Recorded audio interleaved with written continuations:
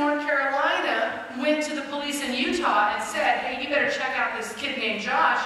They raid Josh's house, find his computer. Sure enough, Josh is a 12-year-old boy, but the uncle is not his uncle. The uncle has inappropriate pictures of Josh, and he's telling Josh that if he doesn't find girls for the uncle to go meet, he's going to blackmail Josh by posting those pictures. So no matter how careful you are, unless you know the person in real life, you never know for sure who you're dealing with on the internet. Right? Oh gosh, this one. Yeah, I already showed you. So last year, just this time last year, I want to drive around to different schools, talking to schools, and there's a tweet from the Nebraska State Patrol that says, hey moms and dads, if your kid is friends with Jeremy Dowd, you might check out what's going on, because Jeremy Dowd says he's a kid, and he asks girls to send him nudes, but he's not really a kid. This is what he looks like in real life.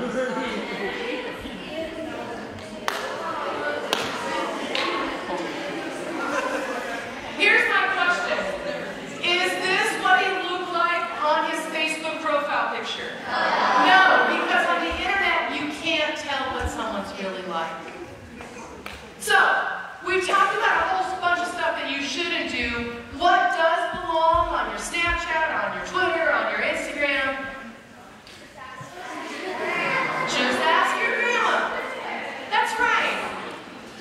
The grandma rule says if you wouldn't show it to your grandma, don't even take a picture of it. Do you see how that solves all the awkward sexting cases we've been talking about? The grandma rule says if you would not sit down and write to your grandma, dear grandma, Marissa's sweatshirt is ugly.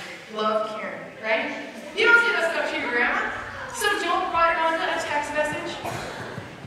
If you would tell your grandma how much you hate Marissa, don't post it on Instagram.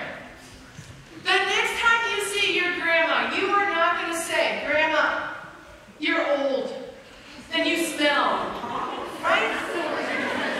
But you don't say that to her. Even if your grandma does smell, you don't say it because it's not nice, right? So don't be calling each other up on the phone and saying mean things. Do you see how all these problems get solved with the grammar rule?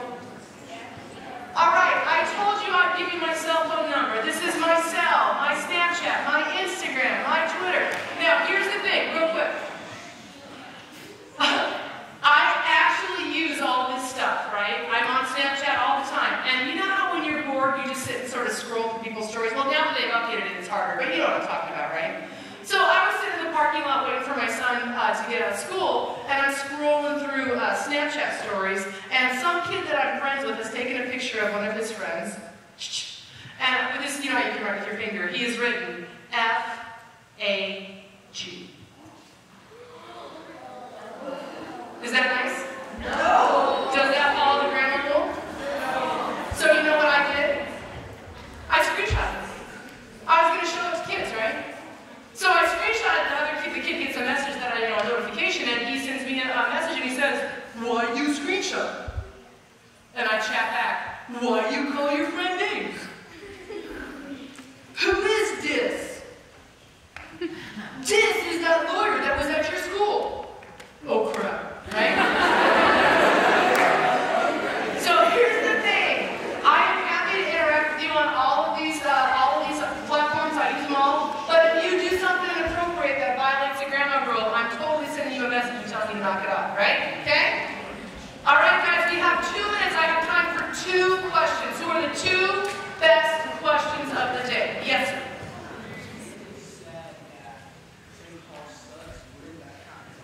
Would it count as bullying if I said St. Paul sucks?